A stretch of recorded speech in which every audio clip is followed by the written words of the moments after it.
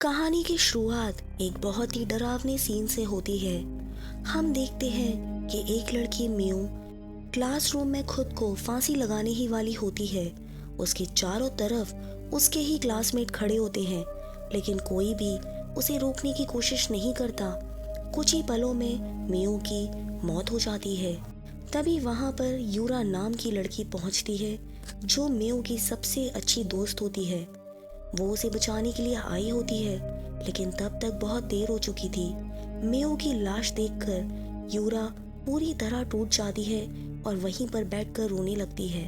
उसी पल मेयो की आत्मा उसके सामने आती है और एक ही बात बोलती है, तुम्हें मुझे बचाना चाहिए था।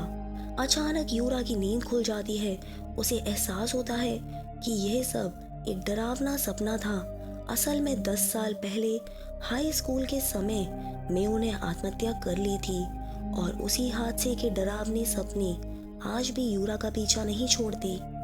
लेकिन मेयो की मौत के पीछे एक ऐसा राज छिपा था जो आगे चलकर हमें पता चलेगा। कुछ देर बाद यूरा अपने पुराने स्कूल फ्रेंड्स को मैसेज करके शाम को मिलने बुलाती है।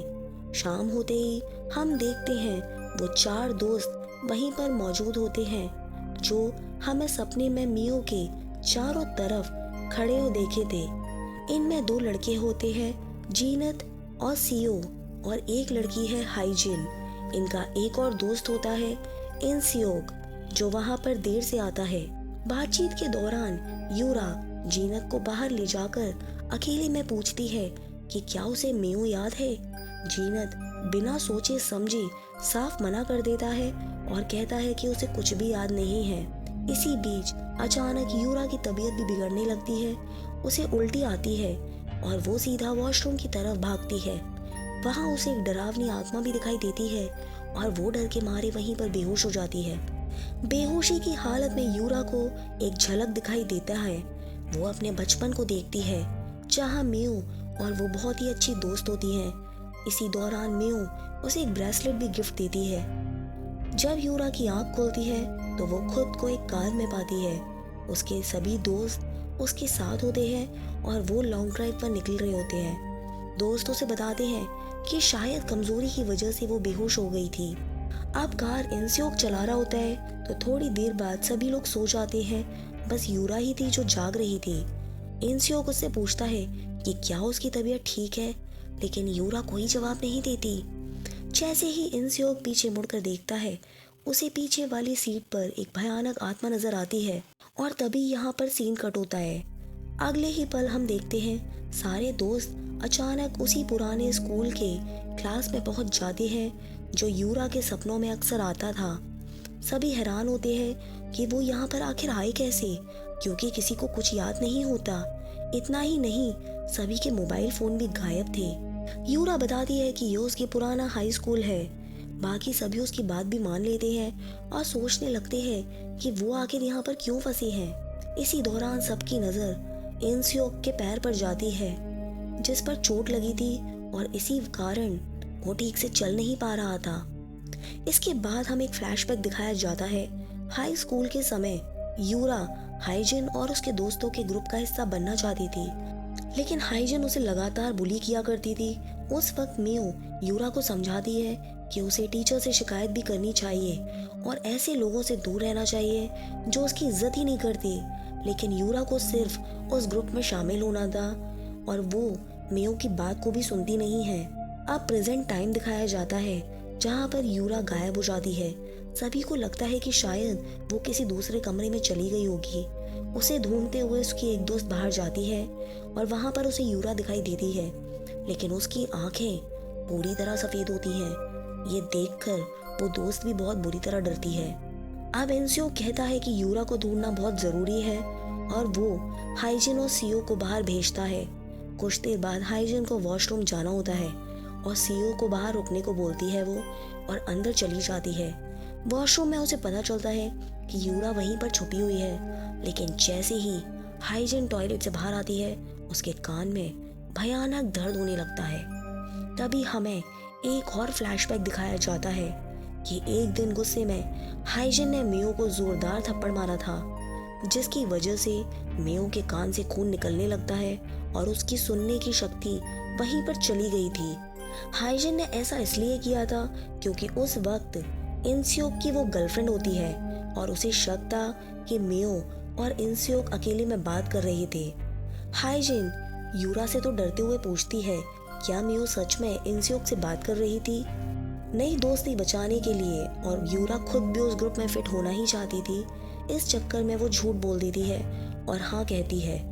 यही एक झूठ उस दिन मेयो की जिंदगी की सबसे बड़ी सजा बन जाता है। अब प्रेजेंट में हम देखते हैं कि अचानक हाइजिन के सामने मेयो की आत्मा प्रकट होती है। हाइजिन के कानों में तेज दर्द उठने लगता है, बिल्कुल वैसा ही जैसे कभी मेयो ने झेला था। तभी उसके सामने एक स्क्रू ड्राइवर दिखाई देता है। मेयो की आत्मा ठंडे स्वर में कहती है, इसे अपने कान में डाल लो।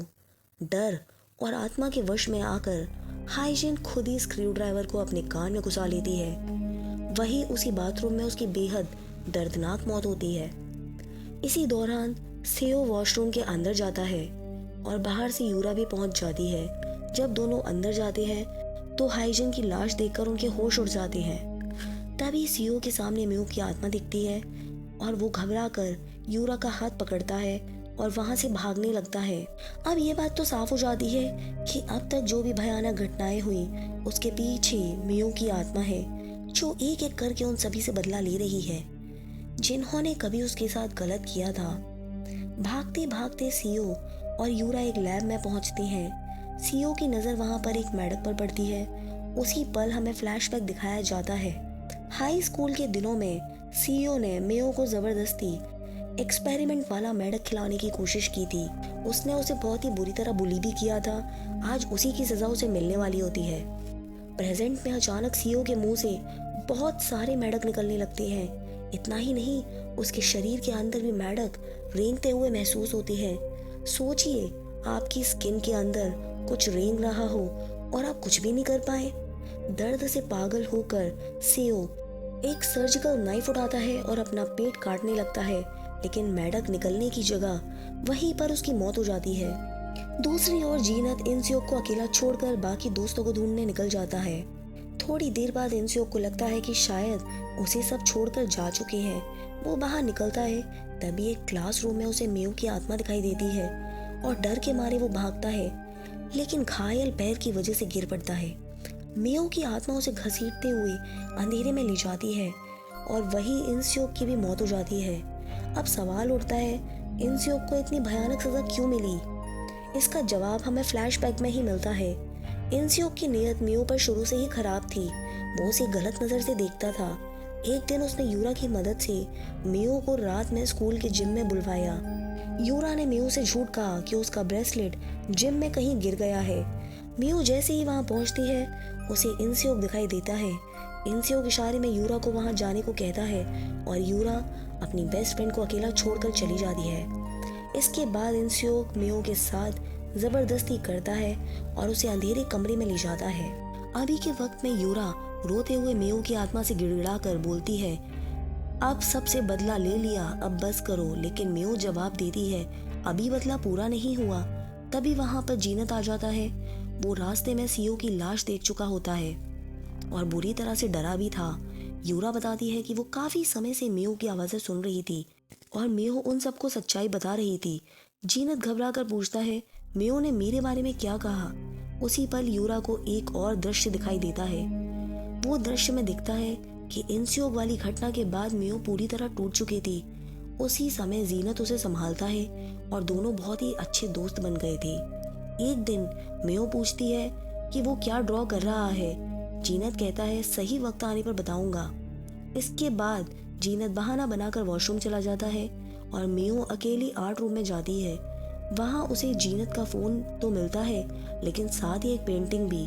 जब मेयो उस पेंटिंग से कपड़ा हटाती है तो उसमें इंस्योक का स्केच होता है, जिसमें वो मेयो के साथ जबरदस्ती करता हुआ दिखाया गया है। यानी जीनत सब कुछ जानते हुए भी चुप था।